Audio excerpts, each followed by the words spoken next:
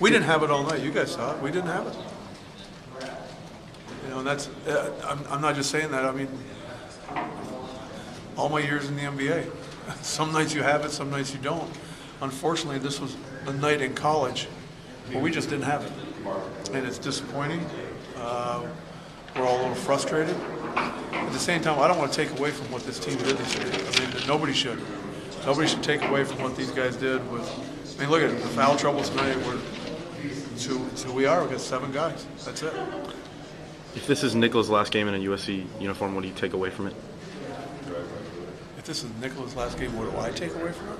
I mean, what do you take away from what he did, at USC? As a player? Yeah. Oh, I mean, if it's his last game, I wish him the very best. And thank him for all his efforts, his courage, how hard he's played. You know, he's been absolutely awesome. Whether it is or not, I don't think we'll know for quite some time.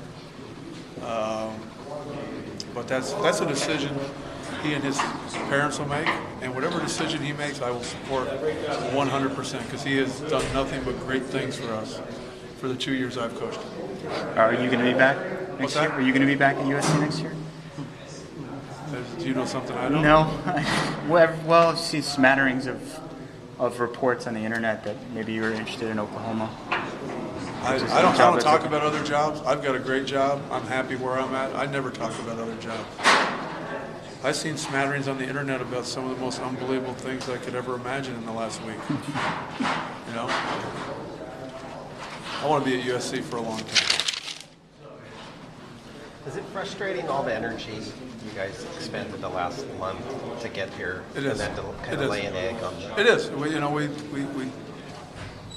We did kind of lay an egg. We just didn't do our job. And I haven't seen us play like that for a long time.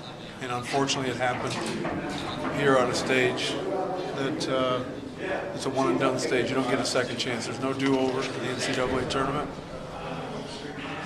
As they say, win or go home. We're going home. When you look at the 2010-2011 season, is it going to be, the bad losses were to Ryder, to Bradley, to VCU? Is it going to be what? Is it going to be, your bad losses were to Ryder, to Bradley, to VCU? It's not a bad loss. Anybody can beat anybody in the NCAA tournament. And all this talk about how they don't deserve to be there, if the committee, they do their job all year. They pick teams that deserve to be there. We did not play the way we normally play tonight. And that's just the way it is. I know you've said before that nothing ever surprises you in this business anymore, but are you a little bit surprised that you didn't have it tonight? If we had an experienced group, I'd say yes, but we don't have any NCAA experience on this team. Nobody's been there before, and I've been fortunate enough to coach 3 different schools in NCAA tournaments. So if you haven't been there, it's a difficult task, and one that's a little bit hard to overcome sometimes. Yesterday you mentioned you hope they weren't too happy to just get Yeah. here. Do you think that played out at all? I really don't. You can say that. And I told him before the game actually that our goal wasn't to get here. Our goal is to win. And we got here, but we didn't win. And having said that, there's only one other university that I know in modern time that went through the sanctions we went through and all that, and got there in their second year, and that's when Pitino was coaching Kentucky.